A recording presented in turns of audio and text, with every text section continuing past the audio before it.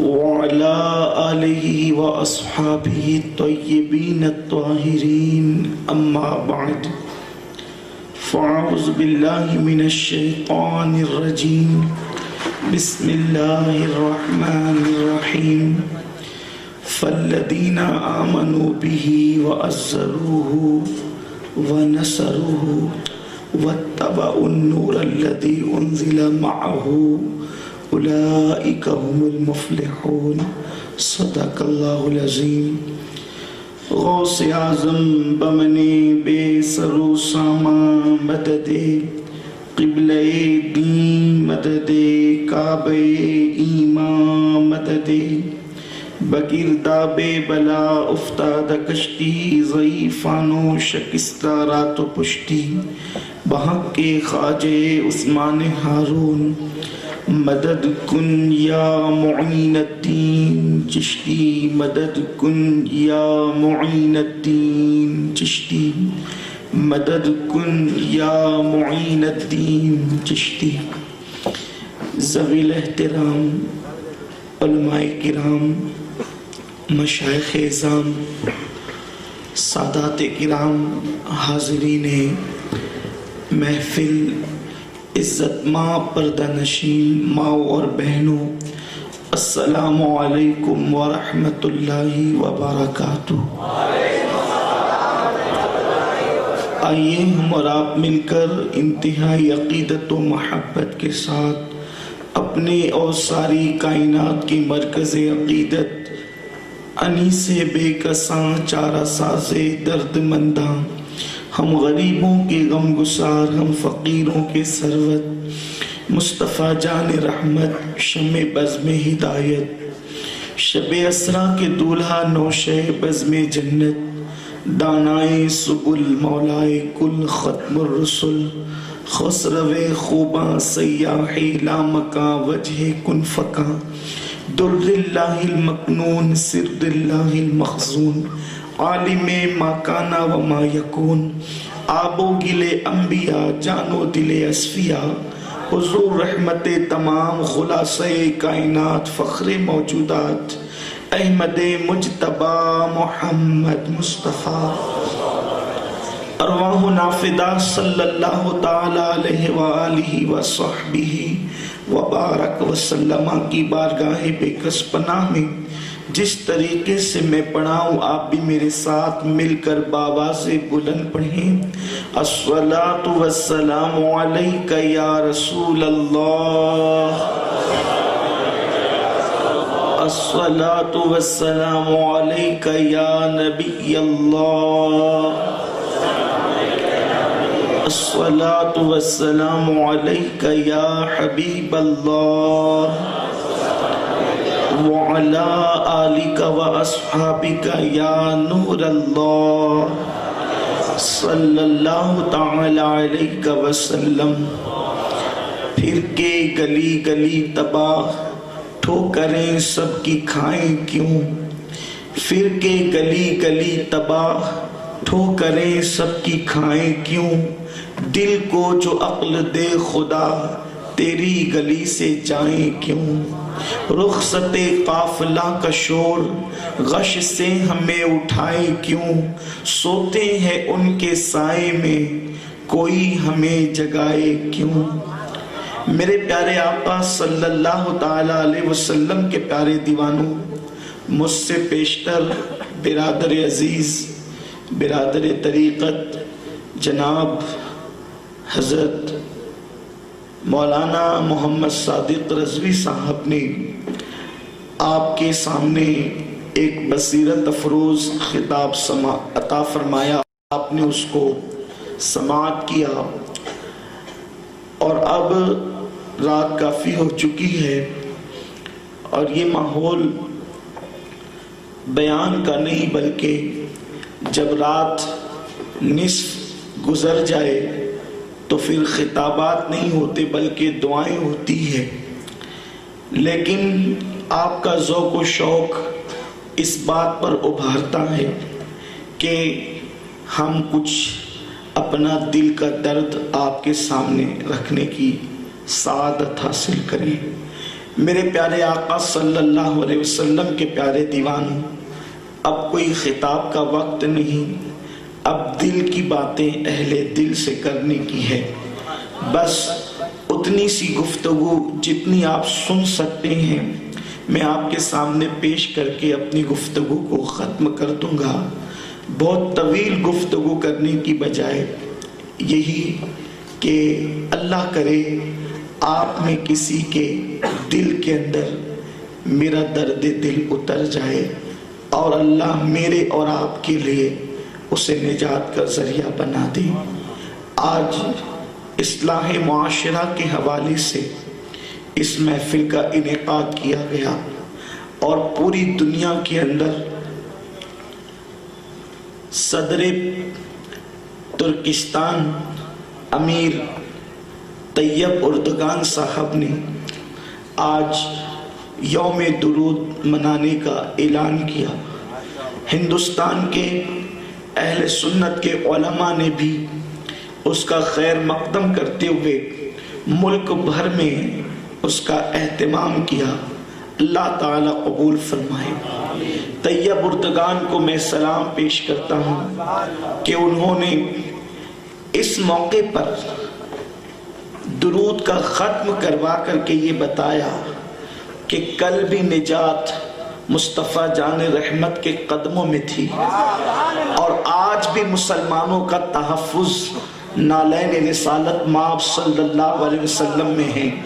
میرے پیارے آقا صلی اللہ علیہ وسلم کے پیارے دیوانوں، جس کٹھن اور ہوش ربا حالات سے مسلمان گزر رہے ہیں اس کا تذکرہ کرتے ہوئے کلیجہ منہ کو آتا ہے۔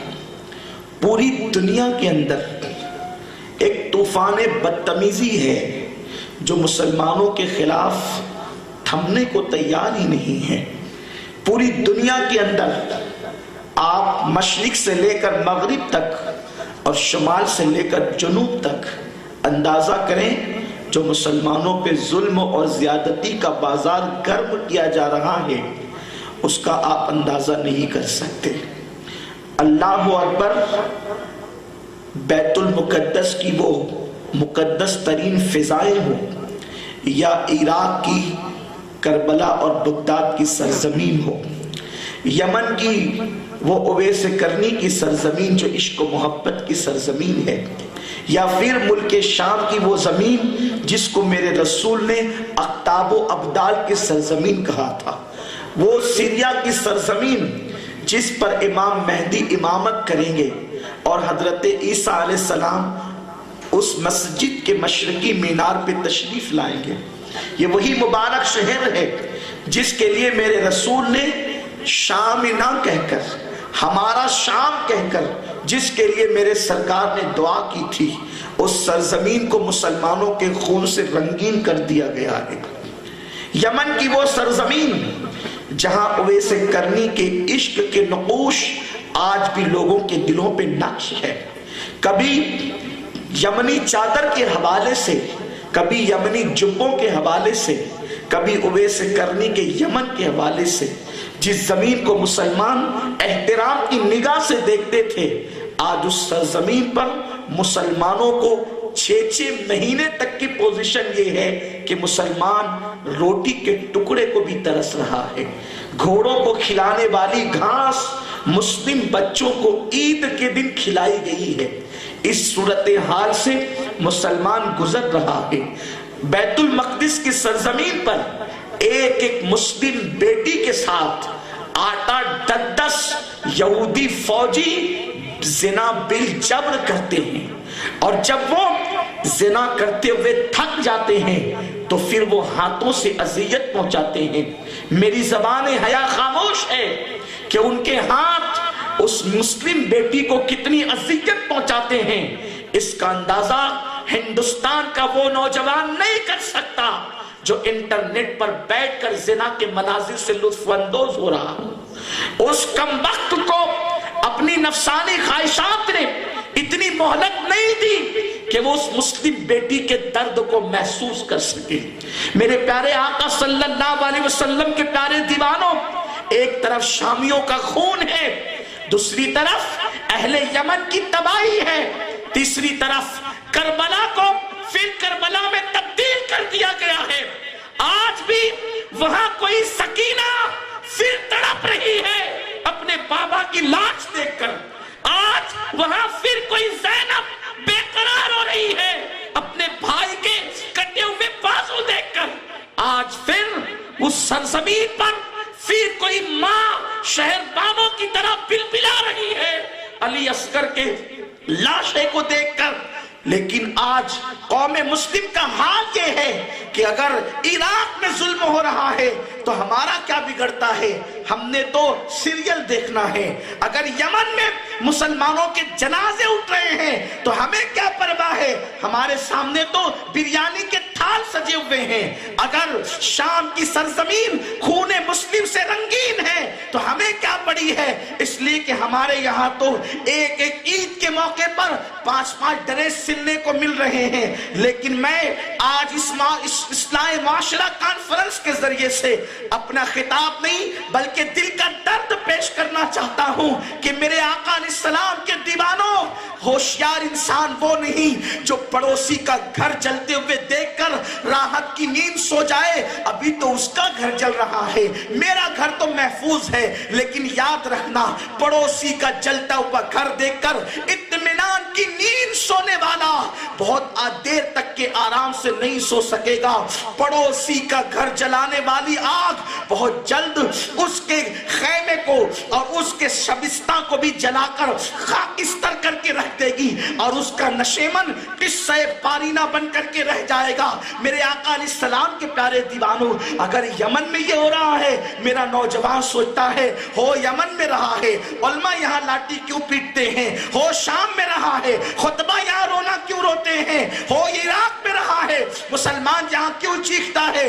یاد رکھو، پڑوسی کا جلتا ہوا آشیانہ دیکھ کر اطمینان سے بیٹھنے والے کا گھر بھی جل کے خاکستر ہو جائے گا۔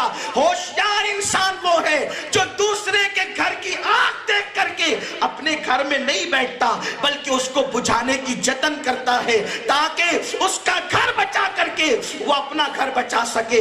آپ کو پتا ہے میرے پیارے آقا صلی اللہ علیہ وسلم کے پیارے دیوانوں، ابو غریب نامی جیل صرف مسلمانوں کے لیے بنائی گئی ہے۔ تمہیں کیا پتا انٹرنیٹ پر جو زلف و رخسار کے نظارے دیکھتے ہوں انہیں کیا خبر ابو غریب جیل کس کے لیے بنی ہے۔ آپ انٹرنیٹ پر صرف زنا کے مناظر دیکھنے کے لیے پیدا ہوئے، آپ انٹرنیٹ پر صرف عیاشیاں دیکھنے کے لیے پیدا ہوئے۔ مجھے بتاؤ میرے پیارے آقا علیہ السلام کے پیارے دیوانوں، اللہ کے حبیب نے ارشاد فرمایا مسلمان ایک جان کی ایک جسم کی طرح ہے، انسان کو کہیں بھی تکلیف پہنچتی ہے پورا وجود بے قرار ہوتا ہے۔ کیا تمہاری گلیوں کے اندر سے لاشیں اٹھیں گے تب تمہیں شعور آئے گا؟ جب تمہاری بہنوں کی آبرو پہ حملہ ہوگا جب تمہیں شعور آئے گا؟ ہوگا کیا؟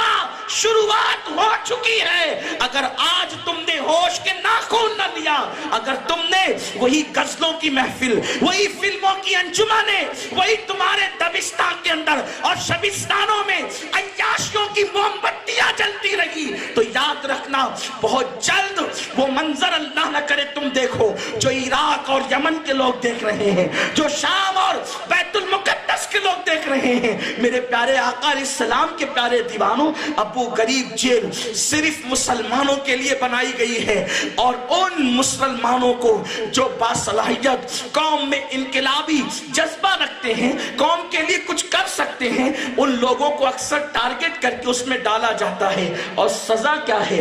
پہلے ان کی رانوں کو کاٹا جاتا ہے اور کاٹنے کے بعد اس میں نمک اور مرچ بھر کر کے اس کو سوئی سے سیا جاتا ہے۔ اس درد کو محسوس کر سکتے ہیں آپ؟ اگر چھالے پر نمک کا پانی غلطی سے لگ جائے تو انسان کے تن بدن میں آگ لگ جاتی ہے۔ بتاؤ ان مسلم نوجوانوں کے دل پر کیا گزرتی ہوگی جس کے جسم کو کاٹ کر کے اس میں مرچ اور نمک بھرا جاتا ہوگا۔ ان حالات کے اندر کون ہے مسلمانوں کا؟ کون غم گسار ہے؟ کون غم خوار ہے؟ کون مددگار ہے؟ کون امداد کرنے والا ہے؟ بہت پہلے کسی صاحب دل نے کہا تھا، اے خاصے خاصان رسول، وقت دعا ہے، امت پہ تیری آگے عجب وقت پڑا ہے۔ وہ دین جو نکلا تھا بڑی شان سے وطن سے، پردیس میں وہ آ کے غریب الغربا ہے۔ یہ صورتحال میں نے ایک ہلکا سا نقشہ اس کا پیش کیا ہے، ایک ہلکا سا خاکہ پیش کیا ہے۔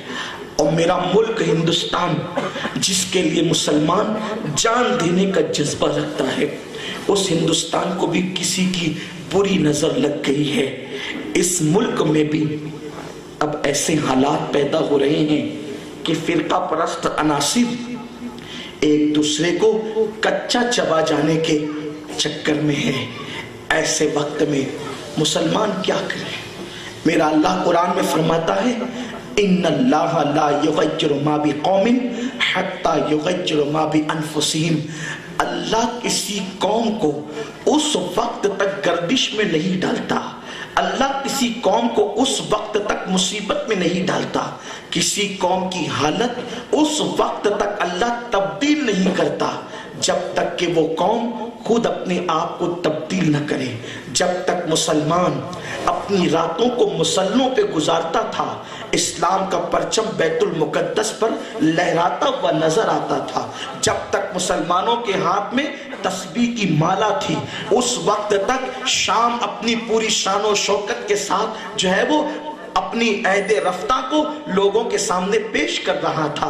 جب تک مسلمان اس وقت تک سوتا نہیں تھا جب تک کہ تلاوت قرآن نہ کر لے، اس وقت تک یمن کے اندر اویس کرنی کے عشق کی بہاریں لوگوں کو دعوت نظارہ دیا کرتی تھی۔ لیکن جب سے مسلم نوجوانوں نے اپنی راتوں کو عیاشیوں کی نظر کر دیا ہے، میں اپنے بزرگوں سے بڑی معذرت کے ساتھ میں یہ الفاظ کہتے ہوئے شرماتا ہوں، میری زبان حیا مجھے بار بار جو ہے روکنے کے لیے کہتی ہے، میرا دل کہتا ہے کہ نہ کہوں، لیکن اگر نہ کہوں تو پھر دل کی بات کس سے کہوں؟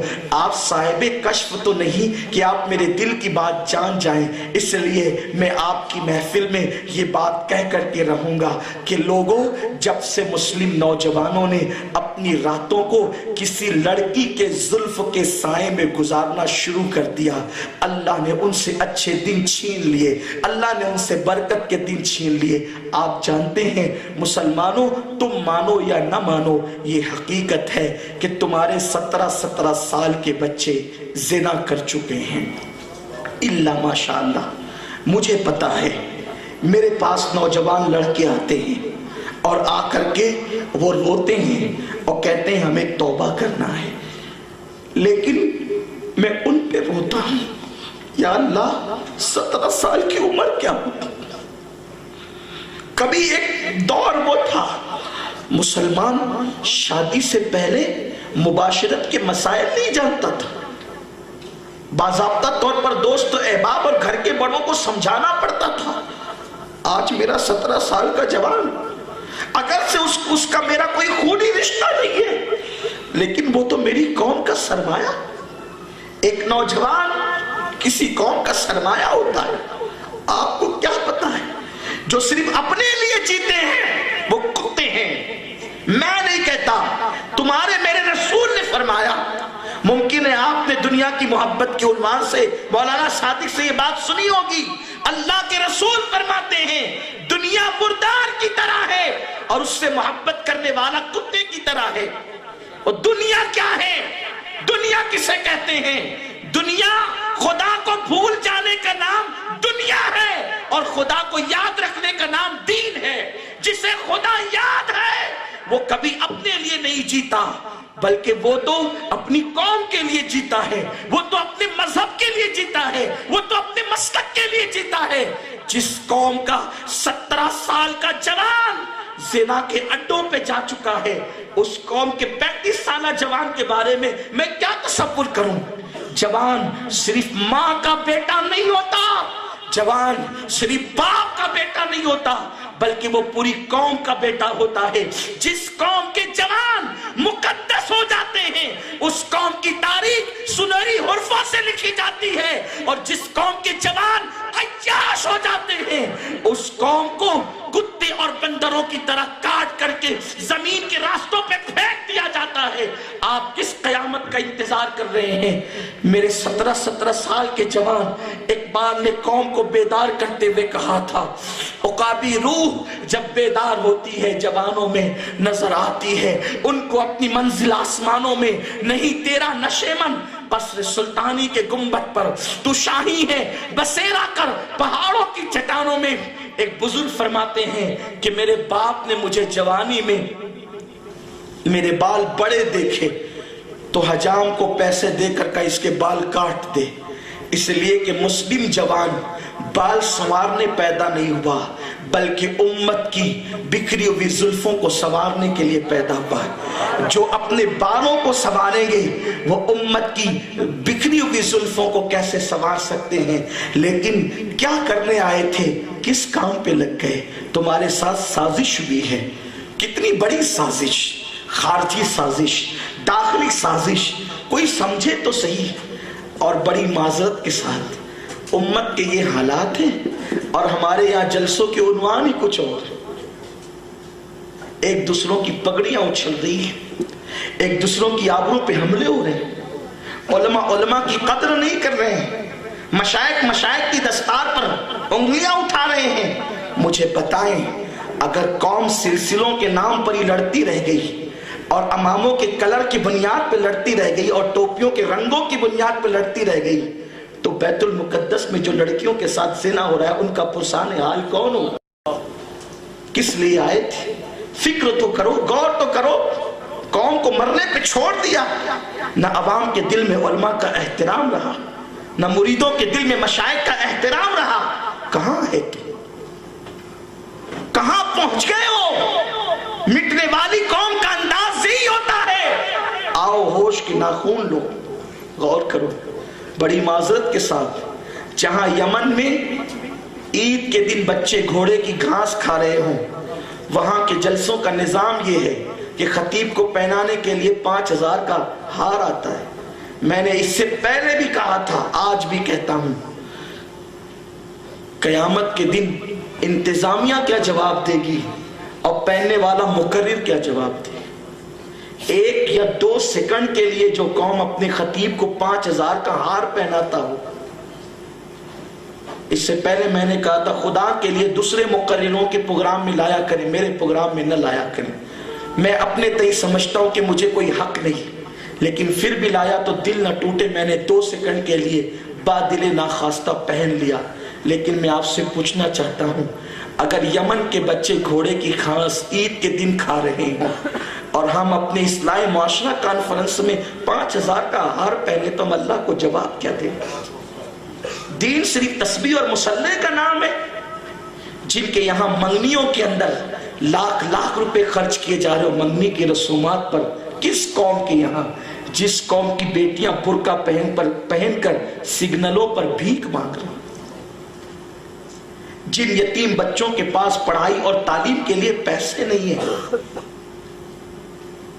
اس قوم کے جلسوں کا حال یہ ہے۔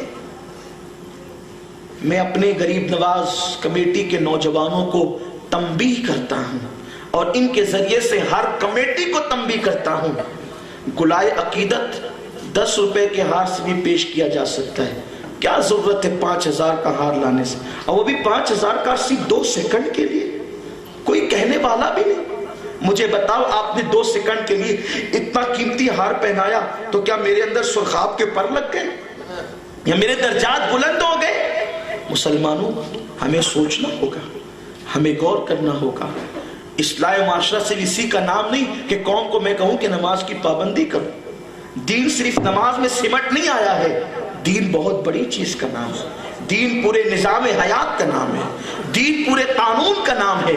آپ جانتے ہیں سیدنا فاروق اعظم نے ایک جوان کو دیکھا کہ اس کا کرتا سنت سے کچھ زیادہ لمبا ہے، فرمایا اگر یہ 2 بوٹ 2 انگلیوں کے برابر کرتا زیادہ لمبا نہ ہوتا تو وہ کسی غریب کے پیون کے لیے کام آ جاتا۔ جس دین کی فکر یہ ہو، آج دین کہاں چلا گیا؟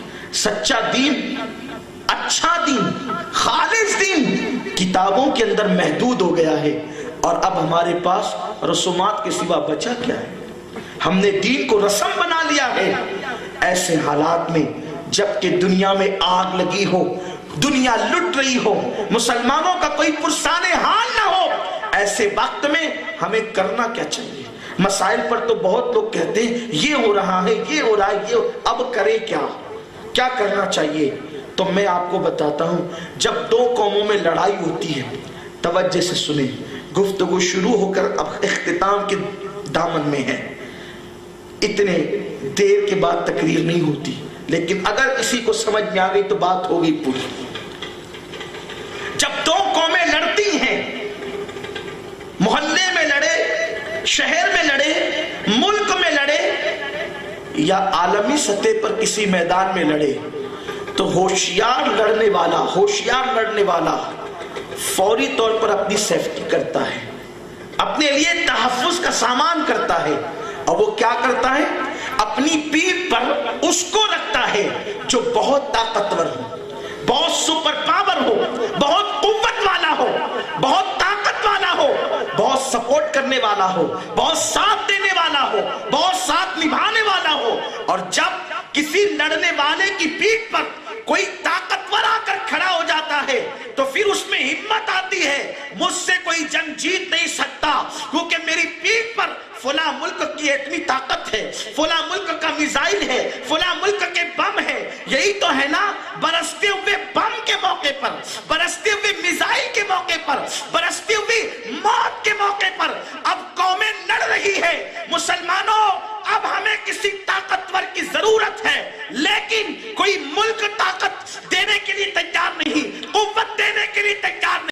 اب ہمیں کسی طاقتور کا سہارا چاہیے۔ خدا کی قسم، اللہ اکبر، نبی پاک صلی اللہ علیہ وسلم نے جبل ابو قبیس پر چاند کے ٹکڑے کر کے اسی لیے بتائے تھے، لوگوں اگر سب سے زیادہ کائنات میں کوئی طاقتور ذات پیدا کی گئی ہے تو آمینہ کا لال پیدا کیا گیا ہے، ان کو اپنی پشت پر رکھ لو۔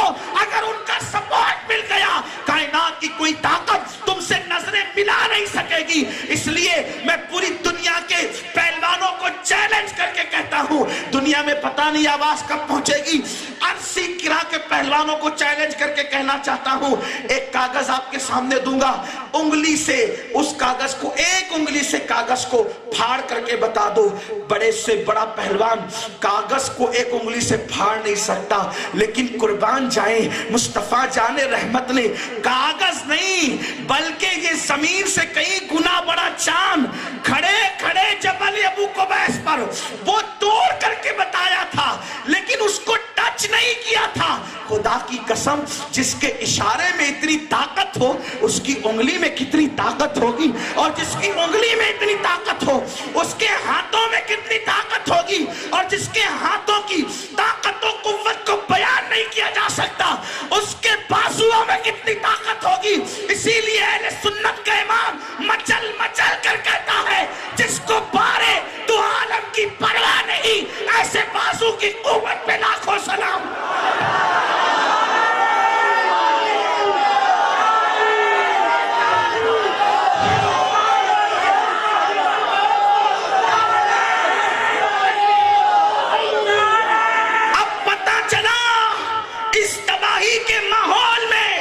ہمیں کسی کی پناہ چاہیے، اور آمینہ کے لال کی پناہ سے بڑھ کر کس کی پناہ ہو سکتی ہے؟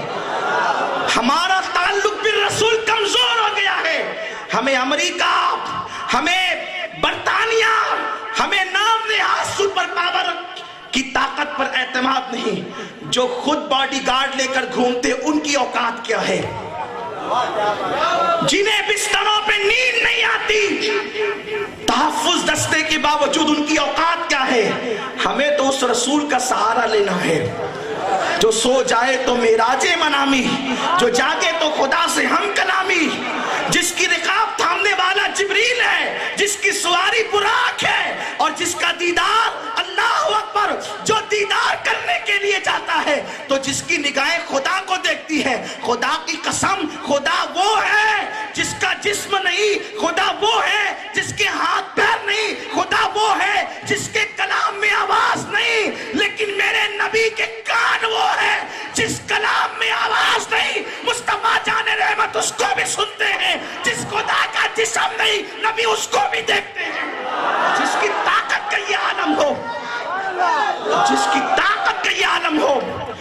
नबी की पनाह चाहिए। लेकिन खारजी तौर पर तो तुम्हें फिल्म, सीरियल, इंटरनेट, यूट्यूब और खुदा जाने क्या क्या बलाओं के जरिए नबी से दूर कर दिया गया। और दाखिली तौर पर नबी ये पाक की जो अजमत बयान होनी चाहिए थी वो बयान ना हो सकी, इसलिए ये बात होने लगी वो तो हमारी तरह है ना। जब कह दिया हमारी तरह है तो फिर बचता क्या है। लेकिन उन्हें नहीं पता, लोग उंगलियां देखते हैं, इशारों से चांद के टुकड़े क्यों नहीं देखते। लोग उंगलियां देखते हैं, इशारों से सूरज का पलटना क्यों नहीं देखते। पता है हजरत सुलेमान अलैहिस्सलाम घोड़ों को देखते हुए एक मर्तबा ऐसा हुआ कि सूरज गुरूब हो गया। सुलेमान अलैहिस्सलाम ने फरिश्तों से कहा जो सूरज डुबाते निकालते, ओ फरिश्तों सूरज जो डूब गया उसको निकाल दो। फरिश्तों ने हुक्म माना, निकाल दिया। लेकिन जब मौलाए कायनात की नमाज असर छूट गई, मैं ये नहीं कहता कि कज़ा हो गई, इसलिए कि हमारे इमाम ने हमें अदब सिखाया। हमारा मसलक अदब है। हम अल्फाज भी बहुत तोल कर बोलना चाहते हैं उस बारगाह में जिस बारगाह के अंदर फरिश्ते भी पर समेट कर आते हैं। अली की नमाज कज़ा नहीं हुई, अगर अली की कज़ा होगी तो फिर दुनिया में किसी की अदा ही ना हो सके। हाँ, अली की मेरे मौला की नमाज छूट गई असर की। छूटना और है, कज़ा होना और है। इसलिए कज़ा उसको कहते हैं, उर्फ में कज़ा उसको कहते हैं लोग कि वक्त से नमाज अदा करने की बजाय वक्त गुजरने के बाद अदा करने को कज़ा कहते हैं। वक्त जिसका गुलाम हो, वक्त जिसके सामने हाथ बांधे खड़ा हो, वो मेरे मौला की जात है। अली की नमाज छूटी, आंखों में आंसू, इससे पता चला, तवज्जे अगर आपकी है तो सुन लें, अली की एक दिन नमाज छूटी है असर की, आंख में आंसू है। कौन सा अली? जिसके हाथ में जन्नत के टिकट है।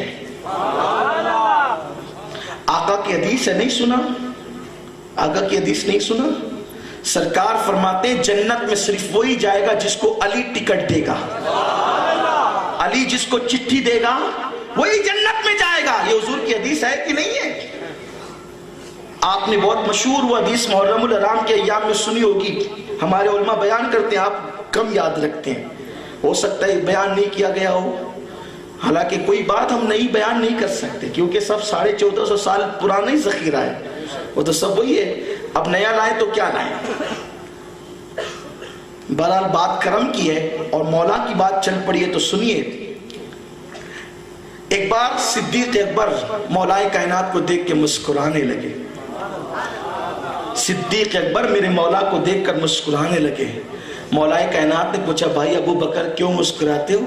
कल रात हुजूर कह रहे थे अली जिसको चिट्ठी देगा वही जन्नत में जाएगा, अली जिसको चिट्ठी देगा वही पुल सरात से गुजरेगा, वरना कट के जहन्नम में गिरेगा। मौला सिद्दीक अकबर को देख के मुस्कुराने लगे तो सिद्दीक ने कहा भाई अली अब तुम क्यों मुस्कुराते हो? कल रात अली को, ए अबू बकर रात अली को हुजूर ने ये कहा कि ए अली तू जिसको चिट्ठी देगा वही जन्नत में जाएगा, लेकिन सुन अली उसको कभी जन्नत की चिट्ठी न देना जो अबू बकर से दुश्मनी रखता हो। इसलिए मैं मुस्कुरा रहा हूं। पता चला राफजियों को जन्नत नहीं मिलेगी, इसलिए कि अली का नाम लेकर सिद्दीक की गुस्ताखी करते हैं। खारजियों को भी जन्नत नहीं मिलेगी, सिद्दीक का नाम लेकर अली से दुश्मनी करते हैं। जन्नत तो उसका मुकद्दर है जो कहता है अहले सुन्नत का है, बेड़ा पार असहाबे हुजूर, नज्म है और नाव है इतरत रसूलुल्लाह की। दो हाथ देने की हिकमत तो खुदा जाने, जहां हजार हिकमतें हैं। हमें यह समझ में आता है कि अल्लाह ने दो हाथ इसलिए अता किए हैं कि एक हाथ में अहले बैत का दामन है और दूसरे हाथ में सहाबा का दामन है। वो अली जो चिट्ठी दे तो जन्नत मिले, यानी जन्नत पे जिसका कब्जा हो। एक बार मामून रशीद ने मौला मूसा काजिम को बुला करके कहा موسیٰ کاظم حضور کی ایک حدیث سمجھ میں نہیں آتی، اس لیے کہ ہر دور میں اہل بیت کے دشمن رہے ہیں، اور کبھی کبھی وہ دشمن بادشاہوں کو تھوڑا سا چڑھا دیتے تھے۔ اور مامون نے کہا موسیٰ کاظم ایک حدیث سمجھ میں نہیں آتی۔ کہا کیا؟ کہا حضور کی حدیث ہے آپ کے نانا جان کی کہ علی جنت اور جہنم کا تقسیم کرنے والا ہے، 2 ہاتھ علی کے، اور تو کہتے اور تیرے نانا کا فرمان ہے کہ علی جنت اور جہنم کا تقسیم کرنے والا ہے، وہاں تو کروڑوں جنتی اور کروڑوں جہنمی ہوں گے، 2 ہاتھ سے علی کس کو بانٹیں گے؟ امام موسیٰ کاظم کہتے ہیں یہی فرق ہے تم میں اور ہم میں، اس لیے کہ حدیث سمجھنے کے لیے حضور کی سچی غلامی کی ضرورت ہے۔ حدیث پڑھنا کمال نہیں ہے، حدیث کا سمجھنا کمال ہے، اور حدیث اسی کو سمجھ میں آتی ہے جو حدیث والے سے اپنی غلامی کا رشتہ جوڑتا ہے۔ تو امام موسیٰ کاظم نے فرمایا جنت تو تقسیم ہو گئی ہے، ابھی تو کس کے انتظار میں ہے کہ جنت تقسیم ہوگی؟ حضور نے فرمایا علی جنت اور جہنم کا بانٹنے والا ہے، تو تجھے یہ لگتا ہے کہ قیامت میں بٹے گی جنت بٹ گئی ہے؟ کہا وہ کیسے؟ کہا تو نے دوسری حدیث نہیں سنی کہ جنت میں وہی جائے گا جو علی سے محبت کرنے والا ہو؟ جنت تو بٹ چکی ہے، علی سے محبت وہی کرے گا جو جنتی ہے، جس کے دل میں ایمان ہے۔ منافق کبھی علی سے محبت نہیں کر سکتا۔ اسی لیے تو آپ دیکھیں نا کہ لوگ خلفائے راشدین کی بات کرتے ہیں لیکن مولا علی کا نام چھوڑ دیتے ہیں، مولا کائنات کا تذکرہ کرتے لرزتے ہیں۔ اصل میں ان کا قصور نہیں ہے، قصور تو ان کے نفاق کا ہے۔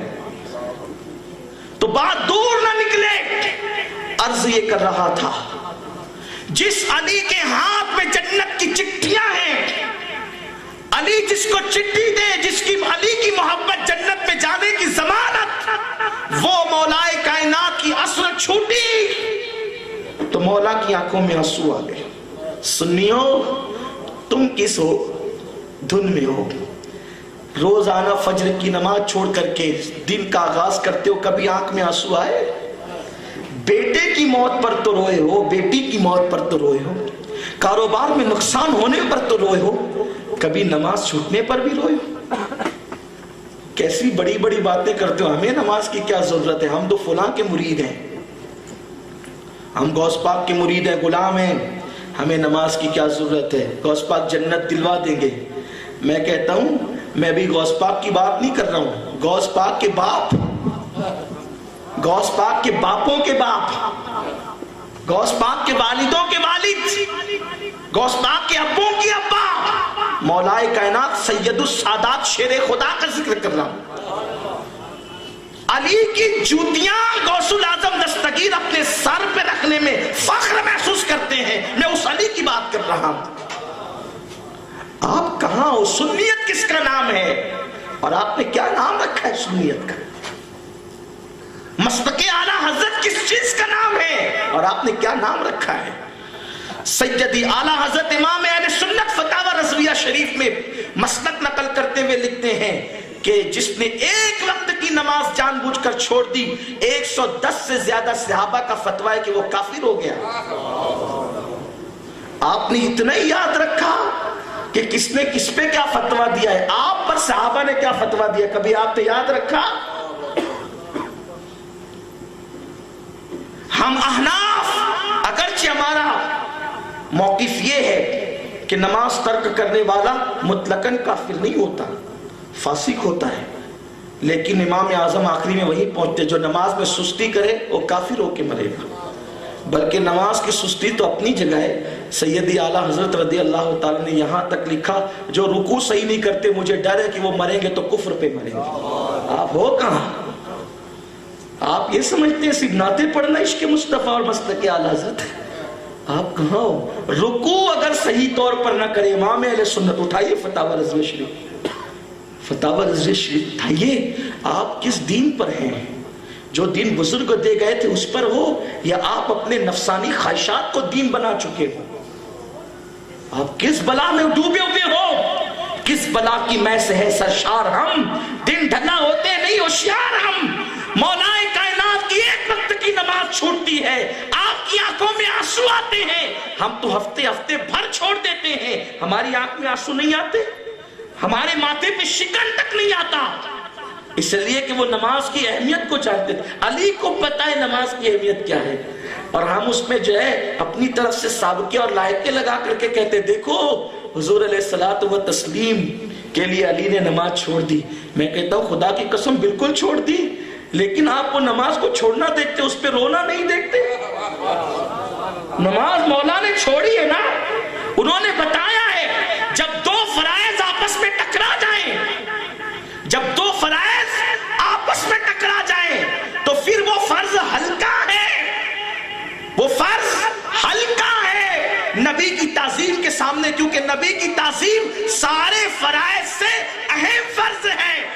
جب کوئی بھی فرض نبی کی تعظیم سے ٹکرائے گا تو وہ فرض بڑا ہوگا جو نبی کی تعظیم ہے، اور وہ فرض چھوٹا ہوگا جو نبی کی تعظیم کے علاوہ ہے۔ نہیں دیکھا دو فرض ٹکرائے غار ثور کے اندر، دو فرض ٹکرائے، دو فرض، ایک نبی کی تعظیم یہ تو فرض ہے، دوسرا جان کی حفاظت یہ بھی فرض ہے۔ دو فرائض ٹکرائے، صدیق اکبر کا موقف کیا تھا؟ نبی کی تعظیم کو اہمیت دی، جان کو اہمیت نہیں دی، کیونکہ جان بچانا یہ نماز سے بڑا فرض ہے۔ اسی لیے اگر سانپ جا رہا ہو تو نماز توڑ دو اور سانپ کو مارو، کیونکہ جان بچانا ہے۔ نماز پڑھ رہے ہو، کوئی بچہ کنویں میں گرنے جا رہا ہے تو نماز توڑ دو اور بچے کو بچا لو۔ نماز پڑھ رہے ہو، کوئی اندھا جا رہا ہے نابینا اور ادھر سے بس آ رہی ہے، وہ ٹکرا جائے گا، مر جائے گا، اس کو نقصان ہوگا، کیا حکم ہے؟ نماز توڑ دو، اس کو بچا لو۔ نماز سے بڑا فرض جان بچانا ہے، اور جان بچانے سے بڑا فرض نبی کی تعظیم ہے۔ ایک طرف جان بچانا، سانپ زبان لگا رہا ہے، حضرت صدیق اکبر کے تلوے پر، صدیق کو پتا ہے کہ بھئی اندر کوئی گلاب تو نہیں رکھا ہوگا نا، جو برسوں پرانا اور ایک اندھا گار ہے جس کے جالے صدیق نے اپنے ہاتھ سے صاف کیے، وہاں کوئی گلاب تو نہیں لگ گیا ہوگا نا، اور کوئی زبان اگر لگا رہا ہے تو کوئی موذی جانور ہی ہوگا۔ لیکن اللہ اکبر، صدیق اکبر نے جان سے بڑا فرض نبی کی تعظیم کو سمجھا اور اپنی جان نبی پہ قربان کر دی۔ اب نماز سے بڑا فرض حضور کی تعظیم، تو مولا کائنات نے نماز نبی کی عظمت پہ قربان کی، لیکن آنکھ میں آنسو بھی تھے۔ اب اس منظر کو میرا امام یوں کہتا ہے، صدیق بلکہ غار میں جا ان پہ دے چکے، بلکہ یہاں سے شروع کرتے ہیں، مولا علی نے واری تیری نیند پر نماز، اور وہ بھی اثر جو سب سے اعلیٰ خطر کی ہے۔ صدیق بلکہ غار میں جا ان پہ دے چکے، اور حفظ جان تو جان فروز و غرر کی ہے، مگر کیا کیا آقا نے؟ حضور نے بتایا جو حضور کی تعظیم کرتا ہے حضور اس کا احسان نہیں رکھتے، اس کا صلہ اس کو لوٹا دیتے ہیں، اور تو نے ان کو جان انہیں پھیر دی نماز پر، وہ تو کر چکے تھے جو کرنی بشر کی ہے۔ کہتے یا رسول اللہ، صدیق نے جان قربان کی، علی نے نماز قربان کی، آپ نے ان کو جان عطا کر دی اور علی کو نماز عطا کر دی، مگر وہ دونوں بتا چکے کہ غلام کو کرنا کیا ہے، اور آخری میں نتیجہ نکالتے ہیں، ثابت ہوا کہ جملہ فرائض فروغ ہے، اصل الاصول بندگی استاجور کی ہے۔ یہ ہے اہل سنت کا مسلک۔ حضور کی تعظیم جان ہے ایمان کی، جان ہے نماز کی۔ مولا کائنات رونے لگے تو حضور نے وہاں حضرت سلیمان علیہ السلام نے یہ کہا تھا نا کہ، بلکہ داؤد علیہ السلام نے کہا تھا کہ فرشتوں واپس کرو سورج کو۔ میرے رسول نے فرشتوں کو نہیں کہا، کیونکہ داؤد کا حکم فرشتوں پہ چلتا ہے اور حضور علیہ السلام کا حکم سورج پر بھی چلتا ہے، اس لیے کہ داؤد انسانوں کے رسول بن کر آئے تھے اور ان کا احاطہ اتنا ہی تھا جتنا اللہ نے مقرر کیا تھا۔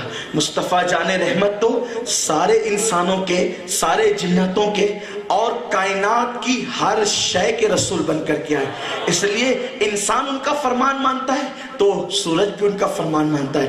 لیکن سورج جو پلٹا ہے نا، وہ کس طرح پلٹا ہے؟ دیکھو، پلٹنے کی دو صورتیں ہو سکتی تھی، پلٹنے کی دو صورتیں. حضور نے کہا پلٹ, تو وہ کیا کرتا, نکلتا, پھر جاتا مشرق میں, اور پھر 1 سیکنڈ ہی کے اندر گھوم کر کے آ جاتا مغرب میں, اور عصر کا وقت ہو جاتا. یہ بھی تو پلٹنا ہو سکتا تھا نا. ہاں, آپ نے کسی کو آواز دی عبداللہ ادھر آ, تو وہ ایسے پلٹا اور آ گیا. وہ حکم مانا نا اس نے. لیکن اگر بہت زیادہ مرید با ادب ہے, بہت زیادہ مقتدی با ادب ہے, عبداللہ پلٹا نہیں, کیونکہ اگر ایسے پلٹے گا نا, ایسے ایسے ایسے, توجہ ہے آپ کی, ایسے پلٹے گا نا, جا رہا ایسے ایسے پلٹے گا نا, کچھ سیکنڈ پلٹنے میں لگیں گے, ہے نا. لیکن بہت با ادب ہے, ایسے نہیں پلٹا, بلکہ جا رہا تھا, پچھلے پیر ایسے ہی واپس آ گیا. پلٹنے کی تاخیر گوارا نہیں کی, کیونکہ میرا پیر بلا رہا ہے, میرا امام بلا رہا ہے نا. اسی لیے پلٹے گا تو بھی حکم پہ عمل ہوگا, لیکن اس کو ادب کتنا ہے کہ وہ پلٹا نہیں, بلکہ پچھلے پیر, الٹے پیر, وہ وہیں پر قدم رکھ دیا. جی لبیک. اب سورج جو پلٹا نا, ایسے بھی پلٹ سکتا تھا کہ وہ مغرب سے نکلتا, پھر مشرق میں جاتا, اور گھوم کر کے پھر مغرب میں آ جاتا. سورج نے سوچا بہت دیر ہو جائے گی, حکم پر تو عمل کرنا ہے لیکن تاخیر نہیں کرنا. تو میرا امام کہتا ہے سورج الٹے پاؤں پلٹے, سورج الٹے پاؤں پلٹے, گھوم کر نہیں گیا تھا, بس ویسے ہی آ گیا. حکم پر عمل تو ہوگا, توجہ, حکم پر عمل تو ہوگا, لیکن پلٹنے میں تاخیر ہوگی. یعنی فرمان پہ عمل کرنے میں تاخیر بھی گوارا نہیں کی سورج نے, بلکہ بلا تاخیر سورج الٹے پاؤں پلٹے. چاند اشارے سے وہ چاند, اندھے نجدی دیکھ لے قدرت رسول اللہ. ہاں, اب یہ جو سورج الٹے پاؤں پلٹا نا, اللہ نے اس کو انعام کیا دیا, سورج جب تو میرے محبوب کا اتنا فرما بردار ہے, اب قیامت تک تجھے دیکھ کر نماز کے وقت کا تعین کیا جائے. گھڑیاں پیدا ہوگی یا کچھ اور بھی ترقی ہوگی, اعتبار گھڑی کا نہیں ہوگا, اعتبار تیرے نکلنے اور ڈوبنے کا ہوگا. اور چاند, تو نے اپنا سینہ شک کیا نا میرے محبوب کے لیے, لوگ 29 روزے پورے کر کے بھی تکتے رہیں گے جب تک تو نکلے گا نہیں. لوگوں کی عید نہیں. پتا چلا جو محبوب کے فرما بردار بن جاتے ہیں وہ عزت دار اور وقار پا لیا کرتے ہیں. سورج نے اپنی انانیت کو قائم نہیں رکھا, واپس پلٹوں گا تو کیا ہوگا. اس نے کہا ایسی کی تیسی ایسی عزت کی جو نبی سے دور ہو کر کے ملے وہ عزت ہو ہی نہیں سکتی. اس نے نبی کے قدموں میں عزت کو مٹی میں ملا دیا. تو قیامت تک کے لیے سورج کو عزت مل گئی کہ اب نماز کے اوقات اس کے مطابق طے ہوتے ہیں. اور چاند نے یہ نہیں سوچا میں ٹوٹوں گا تو کیسا لگوں گا, نہیں, کہا ٹوٹ جا, اپنے حسن کو مت دیکھ, اس انگلی کی طرف دیکھ, پھر دیکھنا کیا ہوگا. سورج ٹوٹ گیا لیکن قیامت تک عزت پا گیا. اب عید ہوگی تو چاند دیکھ کر ہوگی, روزے رکھیں گے تو چاند دیکھ کر رکھیں گے, شب برات منائیں گے تو چاند کے حساب سے منائیں گے, چاہے دنیا کتنی ترقی کرے. اب پتا چلا جو حضور کے لیے مٹ جاتے ہیں, ٹوٹ جاتے ہیں, وہ ہمیشہ عزت پاتے ہیں. آپ کو عزت کیسے ملے گی. حضور کہتے ہیں داڑھی رکھ, آپ سوچتے ہیں میں کیسا لگوں گا, چاند سے سیکھ. ارے کیسا بھی لگے, انہوں نے کہہ دیا تو ٹوٹ جائے. سورج کیسے بھی لگے, انہوں نے کہہ دیا رکھ لے, لیکن انہوں نے کہا نا تیرا حسن کبھی نہیں بگڑے گا, کیونکہ جو توڑنا جانتے ہیں وہ جوڑنا بھی جانتے ہیں, عنایتیں کرنا بھی جانتے ہیں. سنیوں نبی سے دور ہو گئے اس لیے تباہی ہے. پوری تقریر کا خلاصہ یہی ہے, حضور سے دور ہو گئے ہو, حضور سے دور ہو گئے ہو اس لیے تباہی. 3 گھنٹہ واٹس ایپ کے لیے. میں تو دیکھتا ہوں کہ لوگ مسجد میں بھی, اعتکاف میں بھی, بلکہ حد تو یہ ہے کہ تقریر سننے بیٹھتے تو تقریر میں بھی ان کی پوری توجہ خدا جانے کس کی خبر آتی ہے اور کیا خبر آتی ہے. العیاذ باللہ. جس قوم کا حال یہ ہو کہ جو اللہ رسول کے فرامین سے زیادہ دوست کے واٹس ایپ کے میسج کو اہمیت دیتے, وہ قوم عزت کے ساتھ کیسے رہے گی. سوچئے تو صحیح, غور تو کیجئے. رات کے 3-4 بجے تک لگے ہوئے انٹرنیٹ پر, فیس بک پر. میں نے کھانا یہ کھایا, میں نے ضرورت کے مطابق, میں فیس بک کا مخالف نہیں ہوں, ٹھیک ہے, ضرورت کے مطابق چلائیے. ضرورت کے مطابق انٹرنیٹ بھی چلائیے, ضرورت کے مطابق واٹس ایپ بھی چلائیے, لیکن اس کے نشے میں ڈوب جانا کوئی دانش مندی, عقل مندی؟ آؤ, اگر اپنا وقت صحیح استعمال کرنا ہے, حضور کے قدموں میں آؤ, آقا کے قدموں میں کثرت سے درود شریف لو. لوگ یہی سوچ رہے ہیں کہ 15 جولائی کا دن یوم درود ہے. خدا کی قسم ہر دن یوم درود ہے, ہر شب شب درود ہے. کیوں؟ اس کی وجہ یہ ہے 70,000 فرشتے صبح آتے ہیں تو شام تک حضور پہ درود پڑھتے ہیں, شام کو آتے ہیں تو صبح تک پڑھتے ہیں. کثرت سے پڑھتے رہو درود شریف, حضور سے رشتہ مضبوط کرو. دیکھو جب تک بلال حضور سے دور تھے نا, جب تک بلال حضور سے دور تھے, جس نے جو کیا کیا, لیکن جس دن بلال حضور کے قریب آ گئے, بلال چھت کعبے کی چھت پہ نظر آئے. اپنے آپ کو طاقتور کرو, طاقتور کرنا ہے حضور سے جڑ جاؤ. اتنے طاقتور ہو جاؤ گے دنیا کی حکومتیں قدموں میں جھک جائے گی. یہ میں کوئی کہانی نہیں سنا رہا ہوں, یہ آپ کو لالی پاپ نہیں دے رہا ہوں, ہوا میں گرا نہیں باندھ رہا ہوں, یہ حقیقت ہے. غریب نواز کون تھے؟ 40 فقیروں کی ایک ٹیم کے ساتھ ہندوستان آئے. وقت کے پرتھوی راج نے کہا اس فقیر پہ پانی بند کر دو.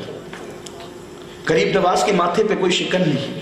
اگر حکومت وقت اعلان کر دے کنیکشن کاٹ دو ڈیمو سے شہروں کا, ہاہاکار مچ جائے گا. میرے خواجہ کے لیے کہا پانی بند کرو, کوئی ٹینشن نہیں, ماتھے پہ کوئی شکن نہیں. بلکہ مریدوں نے کہا حضور کیا ہوگا؟ فرمایا ہوگا کیا, جو اللہ چاہے. جس کے تعلق حضور سے مضبوط ہے انہیں پتا ہے میرا نبی چاہے تو انگلیوں کی گھائیوں سے پانی نکلتا. ہمیں پانی کا ٹینشن کیا ہے؟ سارے ٹینشن اس لیے پال رکھے کہ حضور سے دور ہو گئے ہو. بس سب سے بڑا نقصان یہی کیا ہے, حضور سے دور ہو گئے. آپ کہیں گے ہم تو قریب ہے, جمعہ کے دن ایک مرتبہ کھڑے ہو کے یا نبی سلام علیکہ, مصطفیٰ جان رحمت پہ لاکھوں سلام, کعبے کے بدرالدجا تم پہ کروڑوں درود, یہ پڑھ کر جنت کا سرٹیفکیٹ ملے گا؟ علماء کی توجہ چاہتا ہوں, یاد رکھنا, یا نبی سلام علیکہ پڑھ کر جب تک کہ نبی کے دشمنوں سے دور نہیں ہوں گے حضور کا قرب نہیں ملے گا. آپ کیسے عاشق ہو اور شاق کیسے ہو آپ؟ خدا کی قسم یہ منافقت ہے کہ آپ نبی سے عشق کے دعویٰ بھی کرتے ہیں, حضور کے غداروں کے ساتھ آپ بیٹھ کے چائے بھی پیتے ہیں. میں نفرتوں کی بات کرنے نہیں, میں محبتوں کی بات کرنے آیا ہوں. حضرت مجدد الفسانی شیخ احمد سرہندی نے فرمایا تولا بے تبرہ نیست ممکن, محبت نفرت کے بغیر ممکن نہیں ہے. جس محبوب کو چاہتے ہو نا, جب تک اس کے دشمن سے دور نہیں ہوگے محبوب کا قرب کبھی نصیب نہیں ہوگا. آپ کہاں ہو؟ آپ یہ سمجھتے نعت سن کر کے 10 کی نوٹ 50 کی نوٹ اڑا کر کے آپ عاشقوں میں نام لکھا لیں گے؟ عاشقوں میں نام لکھانا اتنا آسان تھوڑی ہے. میں امیر غریب چھوٹا بڑا عالم جاہل سب کو کہہ رہا ہوں, میں اپنے آپ سے بھی مخاطب ہوں. ہم عاشق کیا بنے؟ آپ کو جانتے ہیں ایک مرتبہ کسی نے مجنوں کو دیکھا کہ آستین پہ روٹی رکھ کر کے کتے کو کھلا رہا ہے. کہا مجنوں تجھے نہیں پتا کہ کتے کی رل جو ہے وہ نجس ہوتی ہے؟ اس نے کہا ہمیں سب پتا ہے, لیکن پھر کہا کیوں ایسا کرتا ہے؟ کہا اس رنگ کا کتا لیلا کی گلی میں ایک بار دیکھا تھا, اسی لیے اس کتے سے بھی پیار ہو گیا. توجہ آپ کی, دل کے کان سے سن لیں. میں نے پہلے ہی کہا نا تقریر نہیں ہوگی, دل کا درد منتقل ہوگا. بس یہی کرنا تھا آج اور وہی کرنا چاہتا ہوں. مجنوں نے کیا کہا؟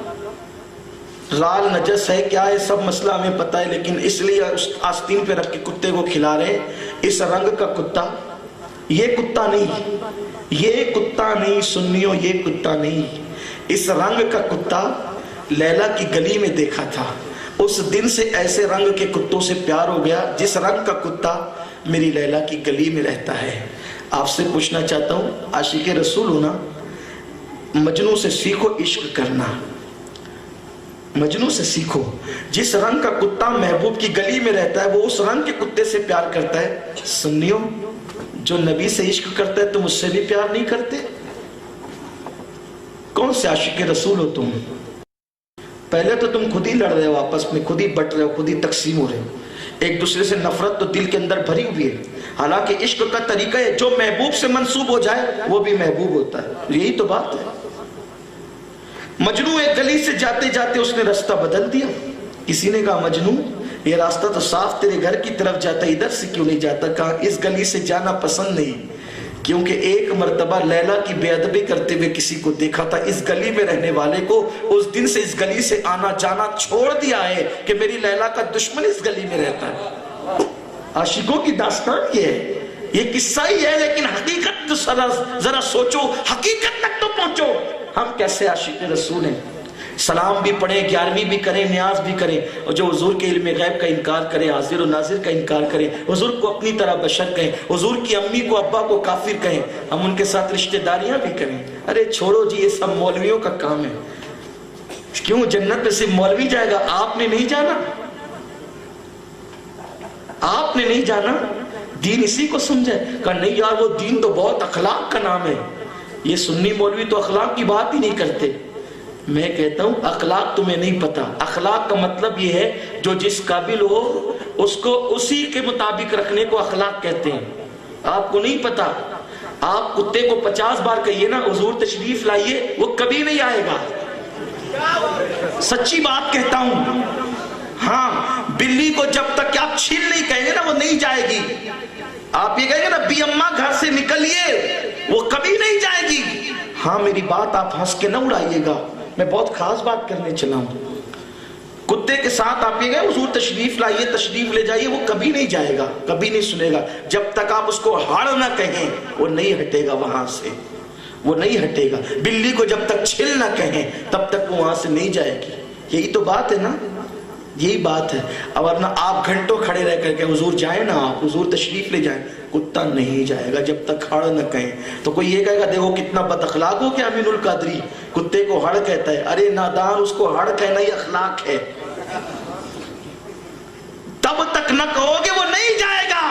اسی طرح حضور علیہ الصلوۃ والتسلیم کا جو ادب کرے اس کے ساتھ پیار سے پیش آنا یہ اخلاق ہے، اور جو حضور کی بے ادبی کرے اس سے دور ہو جانا یہ بھی اخلاق ہے۔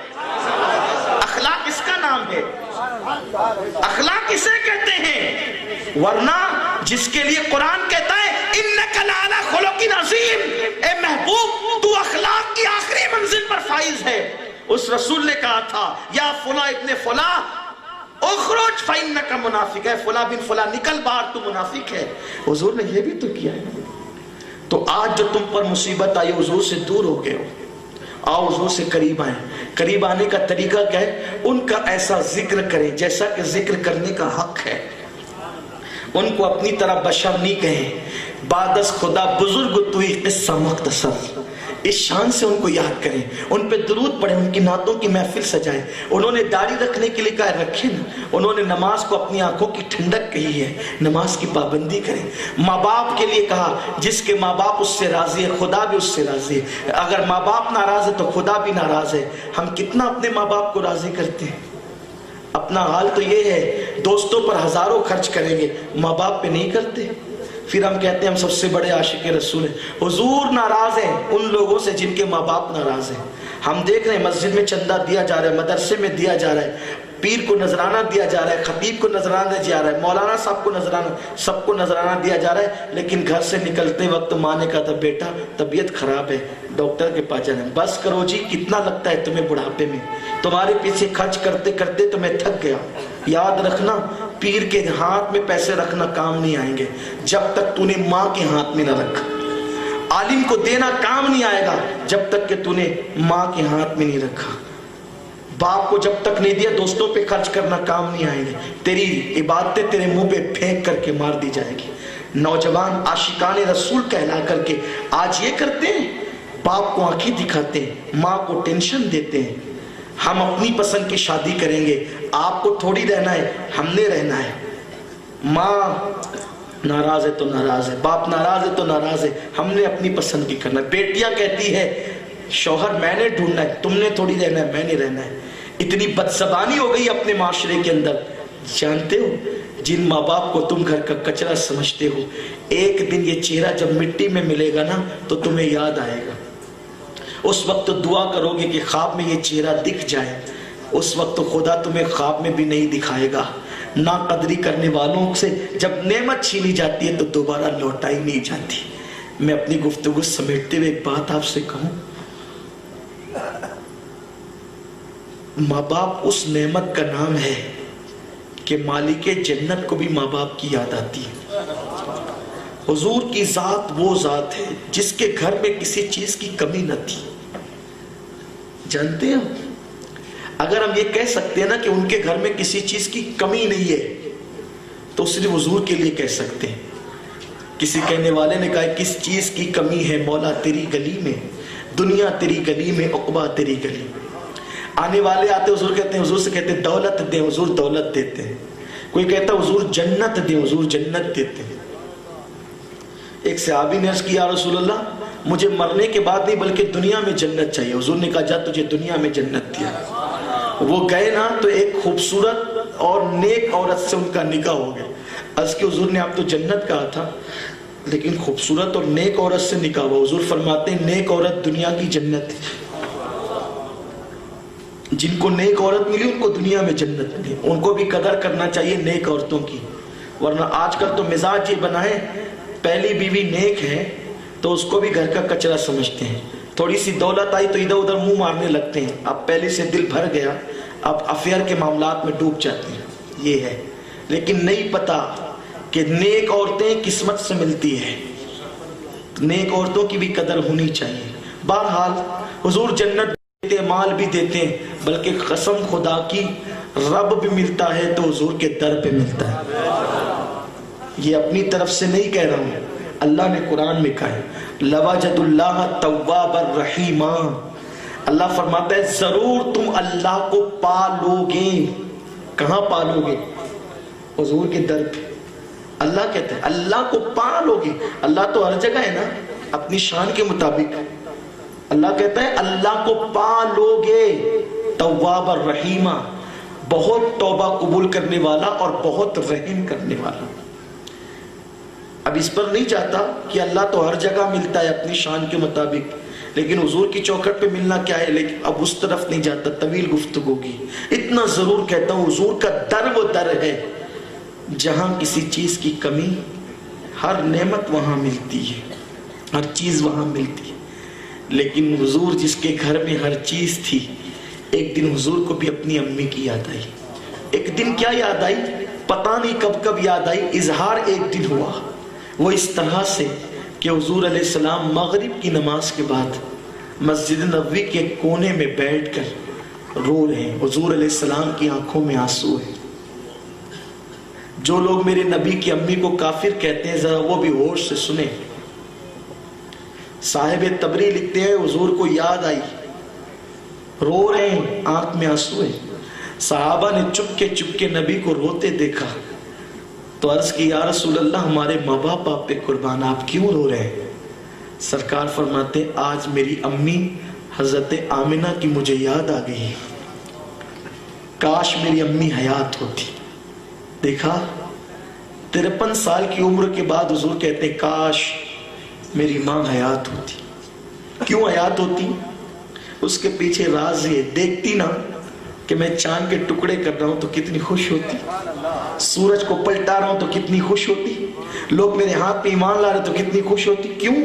اس لیے کہ یہی خواب تو آمنہ نے دیکھا تھا، وہ یہی کہہ گئی نا، آخری جملے یہی تھے سیدہ آمنہ کے کہ ہر چیز پرانی ہو جائے گی، ہر یاد کرنے والی چیز کو بھلا دیا جائے گا، لیکن مجھے دنیا نہیں بھلائے گی بلکہ میں ہمیشہ یاد کی جاؤں گی، دنیا میں میرا ذکر ہوگا، کیونکہ میں نے ایسے بیٹے کو جنم دیا ہے جس کے تذکرے مشرق سے مغرب تک ہوں گے۔ یہ کون کہ ابھی صدیق اکبر کو نہیں پتا حضور نبی ہیں، ابھی فاروق اعظم کو نہیں پتا حضور نبی ہیں، ابھی مولا علی کی ولادت نہیں ہوئی، آمنہ کہہ رہی ہے میں نے ایسے بیٹے کو جنم دیا ہے جس کے ڈنکے پوری دنیا میں بجیں گے اور جس کی صورت کے صدقے اللہ باران رحمت کو نازل فرمائے گا۔ یہ کون کری سیدہ آمنہ؟ تو حضور کہتے ہیں کاش میری امی آمنہ حیات ہوتی، کاش حیات ہوتی۔ صحابہ حضور کو روتا دیکھ کر رونے لگے، حضور کو ماں کی یاد آ گئی اور کہتے کاش میری ماں حیات ہوتی۔ کیوں حیات ہوتی؟ اب ذرا اس کا مفہوم سمجھیں، کیوں حیات ہوتی؟ پہلے ایک تصویر کا رخ دیکھ لیں۔ اللہ نے میرے محبوب کو طٰہٰ کہا، یاسین کہا، مزمل کہا، مدثر کہا، یا ایھا النبی کہا۔ ہے نا, کیسے کیسے القابات سے یاد کی, کاف آیا عین صاد کا. حضور کو کتنے القابات سے یاد کیا, ایسے القابات سے کہ اس کا ترجمہ نہیں ہو سکتا, ان القابات سے یاد کیا. لیکن حضور کہتے کاش میری ماں ہوتی, آج میری ماں حیات ہوتی. صحابہ رونے لگے, حضور آپ کی امی حیات ہوتی تو کیا ہوتا. سرکار فرماتے اے میرے صحابہ, میں تم کو عشاء کی نماز پڑھا رہا ہوتا, میں تم کو عشاء کی نماز پڑھا رہا ہوتا. کون؟ نبیوں کا امام صحابہ کو نماز پڑھا رہا ہوتا. آقا کہتے میں تمہیں نماز عشاء پڑھا رہا ہوتا اور میری ماں کو میری ضرورت پڑ جاتی. اس وقت میری ماں کو میری ضرورت پڑ جاتی اور میری امی مجھ سے کہتی بیٹا محمد ادھر آ. جس کو خدا طٰہٰ اور یاسین کہتا ہے, اس رسول کو یاد آ رہی کہ کوئی بیٹا کہہ کے پکارنے والی ہوتی. اس لیے حضور کہتے میری ماں کہتی بیٹے محمد ادھر آ, میں تمہیں نماز عشاء پڑھا رہا ہوتا, میری ماں کہتی محمد ادھر آ. صحابہ کہتے حضور آپ کیا کرتے؟ آقا فرماتے لوگوں میں عشاء کی نماز چھوڑ دیتا اور لبیک کہتے ہوئے اپنی امی کی بارگاہ میں حاضر ہو جاتا. حضور سے دور ہو گئے ہیں آپ کو نہیں پتا ہے کہ دین کا کون سا پیغام حضور لے کر آئے تھے. اصل دین کتابوں میں مقید ہو گیا ہے. آؤ حضور سے قریب آؤ. اقبال نے یہی فکر دی ہے, مصطفیٰ برسا خیشرا کے دی ہماوست, اگر بہون رسیدی تمام بولا بیست. پورا کے پورا دین محمد الرسول اللہ ہے. ان کے قدموں میں آؤ گے تو دیندار ہو جاؤ گے, ان کے قدموں سے دور ہو گئے تو پھر یہ بو لہبی ہے. بو لہب کے سوا کچھ نہیں بن سکتے. اس لیے حضور سے قریب آؤ.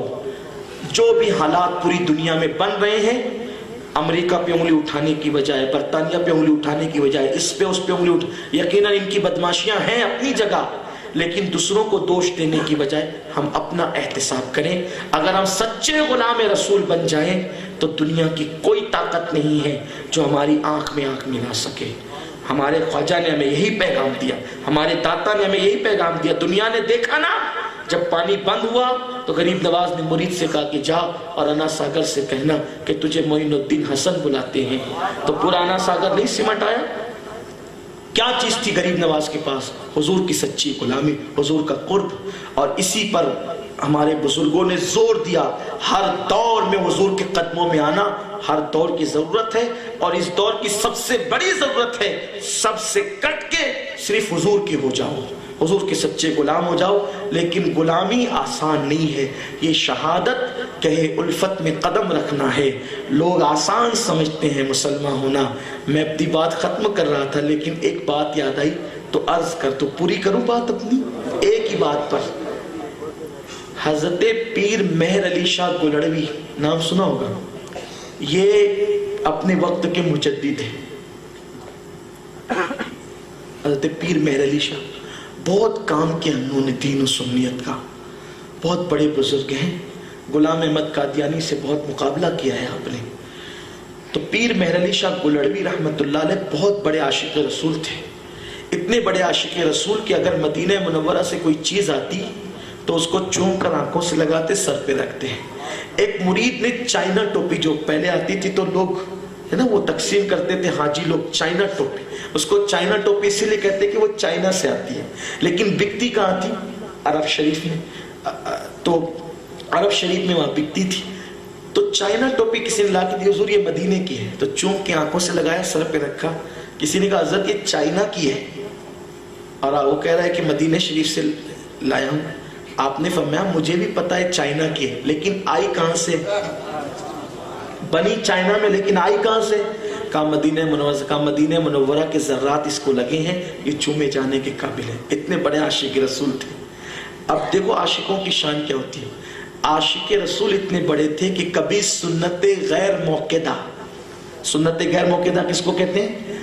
عشاء سے پہلے کی سنت اور عصر سے پہلے کی سنت کو سنت غیر موقدہ کہتے ہیں. سنت غیر موقدہ کبھی آپ نے نہیں چھوڑی, زندگی بھر کبھی نہیں چھوڑی آپ نے. کیوں؟ کہ میرے محبوب نے پڑھی ہے تو میں بھی پڑھوں گا. آپ سفر حج پہ جا رہے تھے تو ایک جگہ آپ اثر پڑھنے کے لیے اترے. جب اترے نا تو اس وقت تو لوگوں نے کہا حضرت یہاں ڈاکو رہتے ہیں اور آپ یہاں اثر کے لیے اتر گئے. قافلے والوں نے کہا تو جلدی نکلو. کب اتر گئے تو اثر پڑھ لو. تو کہا ایک کام کرتے ہیں 8 رکعت پڑھنے کی بجائے معاف کیجیے گا سفر میں تھے 6 رکعت پڑھنے کی بجائے 2 ہی رکعت پڑھ لیتے. یعنی 4 جو سنتیں غیر موقدہ ہے وہ تو 4 ہی پڑھنی ہے. فرض میں عصر ہے وہ 2 پڑھنی, تو 6 کی بجائے کتنی پڑھ لیتے ہیں؟ 2 ہی پڑھ لیتے ہیں. سنتیں غیر موقدہ آج پہلی مرتبہ چھوڑ دیتے کیونکہ ڈاکوؤں کے حملے کا خطرہ ہے. اب آپ نے 2 رکعت پڑھ لی, سواری پہ بیٹھ گئے, جلدی سے نکل گئے. چلتے چلتے سواری پر آنکھ لگی تو دل کی آنکھیں بیدار ہو گئی اور حضور کا دیدار نصیب ہوا. سرکار کا دیدار نصیب ہوا تو سرکار نے پیر مہر علی شاہ کے گالوں کو تھپکیاں دے کر کہا مہر علی تجھ جیسے لوگ بھی میری سنت چھوڑیں گے؟ تجھ جیسے لوگ بھی میری سنت چھوڑیں گے؟ آنکھوں میں آنسو آ گئے. اور اس سفر کے بعد جب آپ مدینہ منورہ پہنچے تو آپ نے حضور کی شان میں نعت لکھی اور بڑی مشہور نعت ہے کہ ما اجملکا ما اکملکا ما احسنکا, کتھے مہر علی کتھے تیری سنا, گستاخ اکھیاں کتھے جا اڑیاں. یہ جو نعت لکھی ہے نا اسی سفر میں لکھی ہے, حضور کے دیدار کے بعد لکھی. مخ چندر بدر شاشانی ہے, مت چمکے لاکھ نورانی ہے, کالی زلفت اک مستانی ہے, مخمور رکھیں کی مت بھریاں. یہ جو نعت لکھی ہے اسی سفر میں لکھی ہے حضور کا جلوہ دیکھ کے. اب آپ مجھے بتائیں, یہ میں اور آپ دونوں اپنے ضمیر سے پوچھیں, عاشق تو وہ ہوتے ہیں جن کی سنتیں غیر موقدہ چھوٹ جائے تو حضور آ کے سوال کرتے ہیں اب تم بھی سنت چھوڑو گے؟ ہم تو فرض چھوڑ دیتے. کبھی ہم سے بھی سوال ہوا ہے؟ اگر نہیں ہوا ہے تو آپ بھی ڈوب جائیں اپنے آپ میں اور میں بھی ڈوب جاؤں. کہیں ایسا تو نہیں کہ عاشقوں کی فہرست سے ہمارا نام خارج کر دیا گیا؟ ہمیں سوچنا چاہیے, غور کرنا چاہیے, کیونکہ ہم لاکھ بڑے بڑے دعوے کر لیں لیکن دعوے اس وقت تک قابل قبول نہیں جب تک اس بارگاہ کے اندر سے قبولیت کا جواب نہ آئے. ارے میں اور آپ کیا, امام اہل سنت جیسے لوگ امام تمنا کرتے تھے کہ ایک مرتبہ اس بارگاہ سے غلام کہہ کر پکار دیا جائے, غلام کہہ کر پکار دیا جائے, اپنے در کا سگ کہہ کر پکار دیا جائے تو مقدر کی معراج ہو جائے. سنیوں ہم صرف باتیں کرتے رہ گئے. اقبال بڑا اپدیشک ہے, من باتوں میں موہ لیتا ہے, گفتار کا غازی بن تو گیا کردار کا غازی بن نہ سکا. اپنا حال بھی وہی ہے, جب سنی بولنے پر آئے گا نا تو بولے گا غلامی رسول میں موت بھی قبول ہے. یہ کہتے ہیں نا, ارے یار جو موت کی قبولیت کی بات کرتے وہ 20 منٹ کی نیند فجر میں کیوں قربان نہیں کرتے؟ اب تک یہ فلسفہ سمجھ میں نہیں آیا. اور جو نیند قربان نہ کر سکے وہ جان کے خاک قربان کریں گے. ہمیں اس کا احساس کرنا ہوگا. اللہ سب سے پہلے مجھ گنہگار کو اور آپ سب کو توفیق عطا فرمائے. اللہ دنیا بھر کے حالات تبدیل فرما دے, پوری دنیا میں امن و امان عطا فرمائے, مسلمانوں کو عزت و وقار عطا فرمائے. دوران گفتگو کوئی غلطی ہو تو اللہ معاف فرمائے. وما علینا الا البلاغ. السلام علیکم.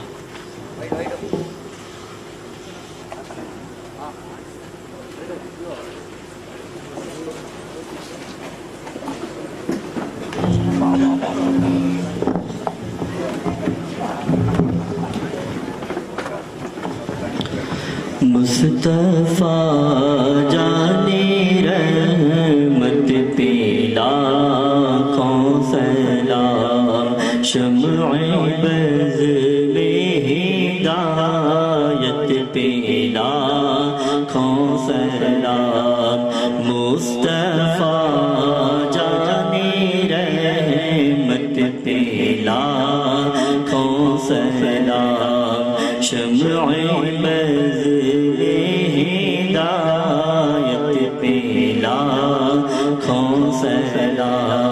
شہر یار رم تاجدار حرم نوبہار شفاعت پہ لاکھوں سلام.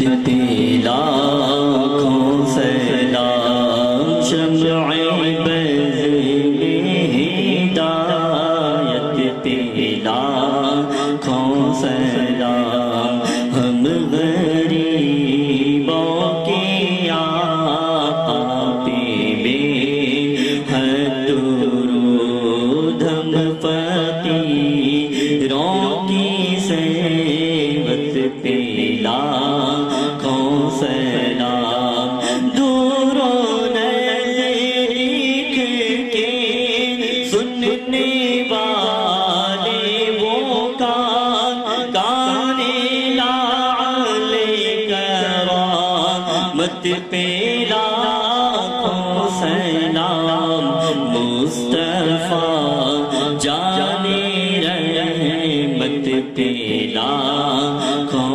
سلام شمع بز میں ہدایت پہ لاکھوں سلام غوث و خواجہ رضا حمید مصطفیٰ پنجے گنج ولایت پہ لاکھوں سلام ایک میرا رحمت میں دعویٰ نہیں شاہ کی ساری امت پہ لاکھوں سلام مصطفیٰ جانے رحمت پہ لاکھوں سلام شمع بز میں ہدایت پہ لاکھوں سلام کاش محشر میں جب ان کی آمد ہو اور بھیجے سب ان کی شوکت پہ لاکھوں سلام مجھ سے خدمت کے پود سی کہے ہاردا مصطفیٰ جانے رحمت پہ لاکھوں سلام مصطفیٰ جانے رحمت پہ لاکھوں سلام شمع بز میں ہدایت پہ لاکھوں سلام الصلاة والسلام عليك يا رسول الله الصلاة والسلام عليك يا حبيب الله الصلاة والسلام عليك يا نبي الله وعلى آلك وأصحابك يا شفيعنا يوم الجزاء صلى الله تعالى عليه وسلم الفاتحة إلى حضرة النبي الكريم عليه أفضل الصلاة وأكمل التسليم وابنه الكريم الغوث الأعظم الجيلاني أجمعين الحمد لله رب العالمين اللهم صل على سيدنا مولانا محمد وعلى آل سيدنا مولانا محمد صلاة تنجينا بها من جميع الأهوال والآفات وتقضي لنا بها جميع الحاجات وتطهرنا بها من جميع السيئات وترفعنا بها عندك أعلى الدرجات وتبلغنا بها أقصى الغايات من جميع الخيرات في الحياة وبعد الممات إنك على كل شيء قدير اللهم ربنا آتنا في الدنيا حسنة وفي الآخرة حسنة وقنا عذاب النار یا اللہ یا رحمان یا رحیم ہماری اس محفل کو قبول فرما ہم سب کے گناہوں کو معاف فرما ہمارے والدین کی مغفرت فرما یا اللہ جتنے اہل ایمان بیمار سب کو شفاء کاملہ و عاجلہ نصیب فرما ایک بچی بیمار ہے کنیز فاطمہ اسے شفا عطا فرما تمام اہل ایمان جو دنیا سے کوچ کر گئے ان کی مغفرت فرما مرحومہ سعادت خانم ان کے لیے اللہ امال اللہ خان سلیم پاشا نغمہ بانو جتنے بھی لوگوں نے چٹھیاں بھیجی اللہ تعالیٰ سب کی مغفرت فرمائے سب کو کروٹ کروٹ سب کو اللہ جنت کی بہار کروٹ کروٹ نصیب فرمائے. سیدہ زہرا خاتون ان کی بھی اللہ مغفرت فرمائے. ہمارے جتنے اہل ایمان دنیا سے کوچ کر گئے اچھا اللہ تعالیٰ جو سیدہ زہرا خاتون کو شفائے کاملہ و عاجلہ نصیب فرمائے.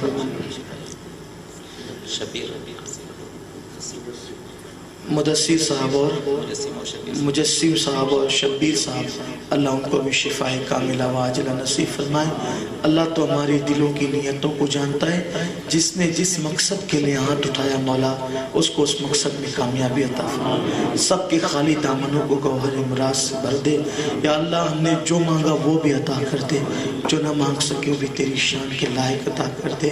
مولا آج کی اس محفل میں خاص دعا یہی ہے مولا پوری دنیا کے مسلمانوں کو امن و امان دے, چین و سکون دے. سب کی جان مال ایمان عزت و آبرو کی حفاظت فرما اور ہم سب کو تیرے محبوب سے قریب ہونے کی توفیق عطا فرما. یا اللہ ہم سے وہ کام لے جس سے تو اور تیرے حبیب صلی اللہ علیہ وآلہ وسلم راضی ہو جائیں. یا رب بالمصطفیٰ بلغ مقاصدنا واغفر لنا ما مضى يا واسع الكرم. یا ایھا الذین آمنوا صلوا علیہ وسلموا تسلیما.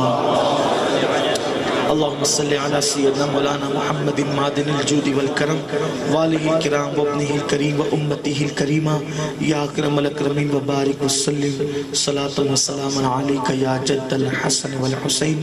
الہی خیر گردانی بحق شاہ جیلانی وافوض امری الی اللہ ان اللہ بصیر بالعباد برحمتک یا ارحم الراحمین. آپ سے عرض یہ ہے کہ مصافحہ حضور علیہ السلام کی سنت ہے اور مجھے اس سنت سے بڑی محبت ہے. اس تصور سے میں مصافحہ کرتا ہوں اپنے احباب کے ساتھ. آپ میں کوئی اللہ کا مقبول بندہ ہمارے ہاتھ سے اس کا ہاتھ مس ہو جائے تو اپنی بھی نجات ہو جائے. لیکن 7:00 پر بنگلور سے میری فلائٹ ہے اور کنیکٹنگ فلائٹ ہے مجھے چنئی اور پھر اس کے بعد وہاں سے احمد آباد جانا ہے. اگر ایک فلائٹ چھوٹ گئی تو دونوں فلائٹ چھوٹ جائے گی اور میں پروگرام میں نہیں پہنچ سکوں گا. تو اگر آپ میری مدد فرمائیں کہ مجھے خوشی سے چلے جانے دیں تو میں آپ کا بڑا مشکور رہوں گا. اجازت ہے آپ کی طرف سے, آپ اجازت دیتے ہیں میں چلا جاؤں. آپ اپنے علماء کرام سے مصافحہ کریں, نائبین رسول ان کی قدر کریں, علماء سے مشائخ سے سب سے مصافحہ کریں اور ہمیں جانے کی اجازت عطا فرمائیں.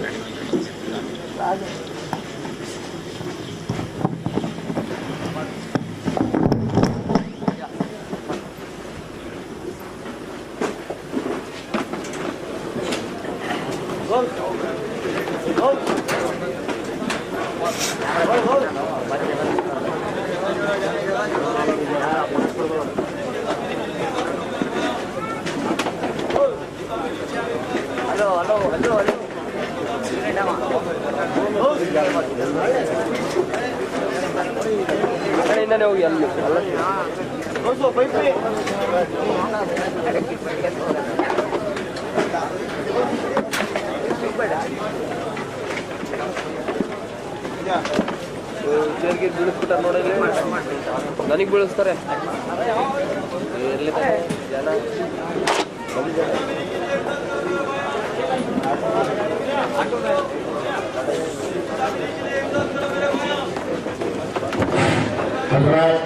ہر نزدیک سے سنی مسجد کی تعمیر کے لیے وہاں کے ذمہ دار احباب سے